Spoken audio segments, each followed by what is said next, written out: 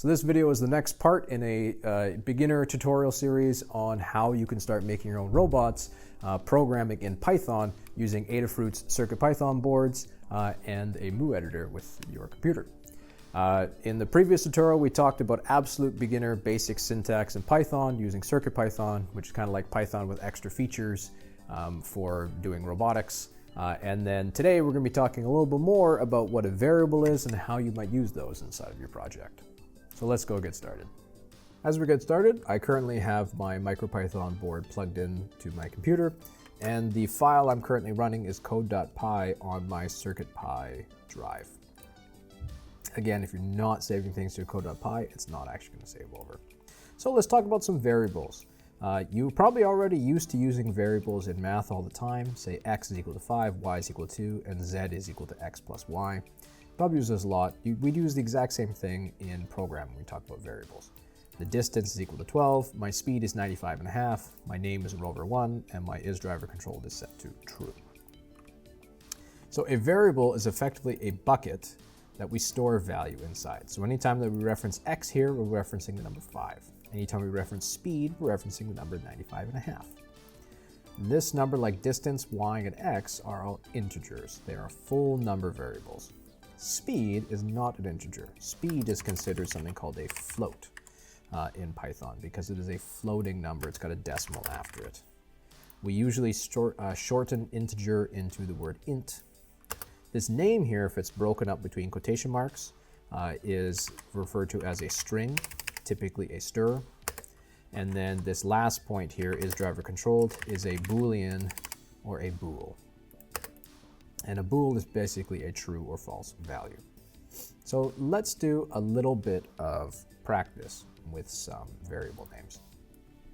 What I'd like you to do is I'd like you to create 4 different variables. We'll say power is equal to 5, light intensity is equal to 99.9, our rover name is equal to Jenkins, and our has RC control is equal to false.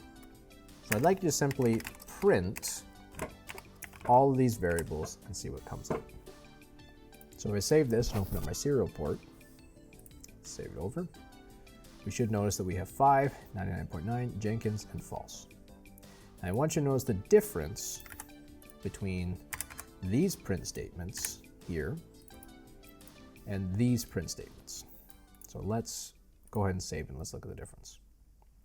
The first print statement is going to be 5, 99.9, Jenkins, false, and then the next print statement is going to be power, light intensity, rover name, and has RC control. As we learned in the last tutorial, this print statement here is printing the actual value of power, which is 5. This print statement is printing the literal string power. So if you want to access, or in this case, the word power. So if you want to access what the power value of your robot is, you have to make sure you're actually referencing your variables. Now, a few other things about variable names. You want to be as precise as possible without going too crazy. So for instance, these are all good variable names. In Python, we separate words by an underscore. An example of a bad variable name might be something like m is equal to 900. I don't really know what m is. There's nothing really clear in what an m is. But for instance, if I were to say mass is equal to 900, now it's a lot more clear in my variable name. Another example of a not so good variable name might be something like this is the variable for user's first name is equal to Frank. Not a great variable name because this variable is just huge. It takes forever to type in, and it's not taking away or it's adding way too much complexity for a project. Some other things you can't have inside variable names is you cannot say have one motor. You cannot start a variable with a number, but you could say motor 1. This is acceptable. I would prefer you do an underscore to be able to say it's motor underscore 1. You cannot have any special characters inside of variable names, and you cannot have any spaces. So is RC controlled. You can't have any spaces. It's not going to accept that. So if you want to have spaces or multiple names, you have to use a underscore. So let's do a little bit more practice playing around with some multiplication of variables this time. So let's say that time is equal to 10 and speed is equal to 40. What I want is I want distance to equal times multiplied by speed. And I want you to then print the value of distance. So I would pause the video now, see if you can figure out how to multiply time by speed in Python. So in order to multiply it, I would say time asterisk speed. And if I were to save this over, we would expect that the value output of distance should be 400. Because 10 times 40 is 400. Beautiful. So let's try that again. I've got a bit of a challenge here for you. So I've got 3 variables here that I want you to muck around with. I've got wallet is equal to 25, your bank account is equal to 50, and your cost per dia, or your cheese bread, is equal to 225. A few more lines here. I want you to assign the total money to the sum of the wallet and your bank account together.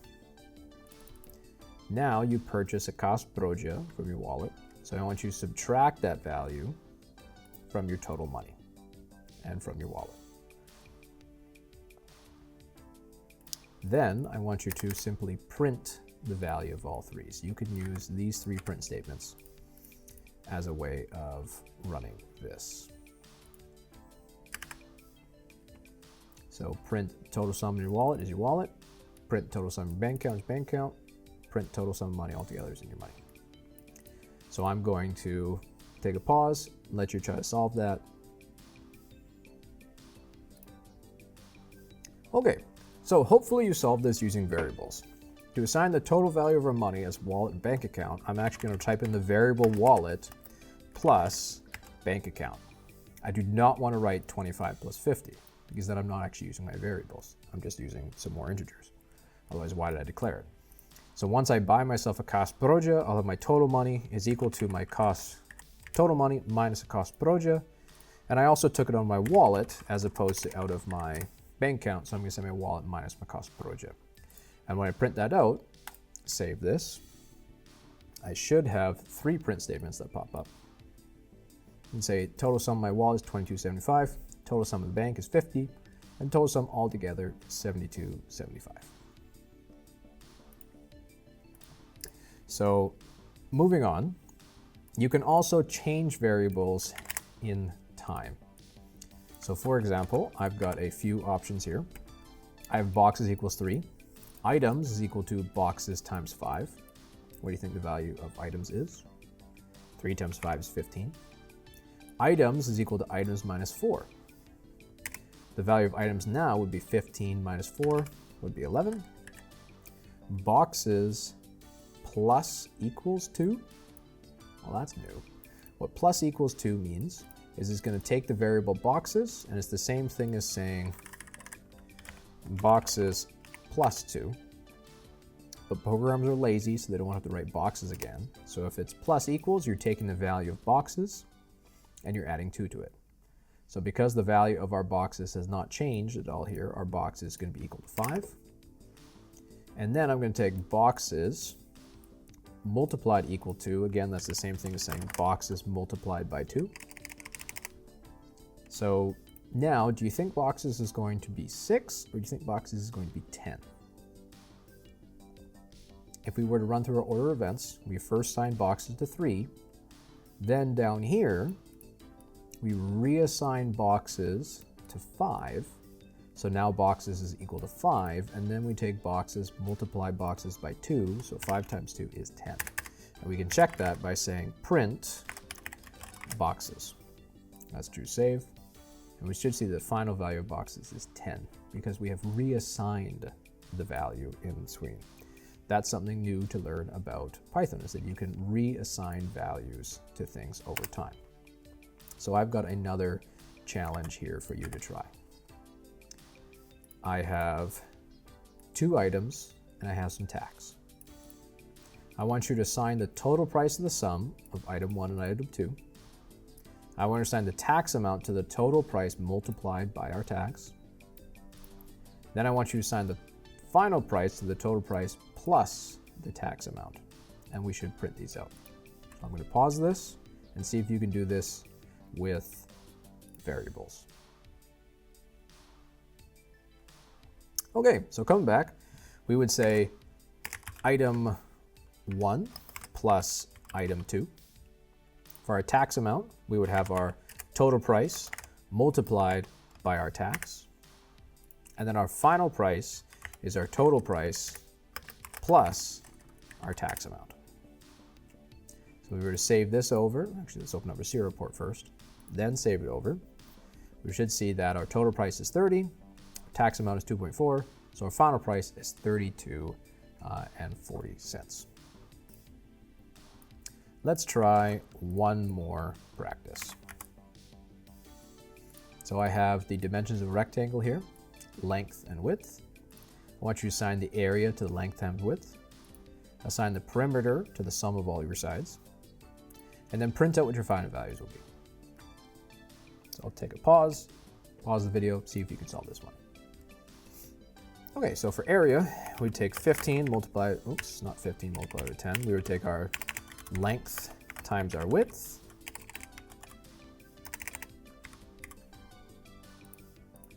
Then for perimeter, we would take our length times 2 plus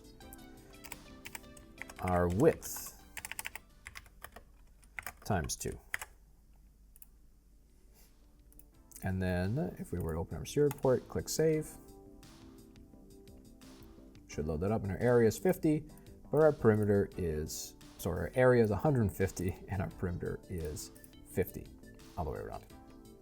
So I hope you found that useful as an introductory tutorial into variables, and best of luck with your robotics project.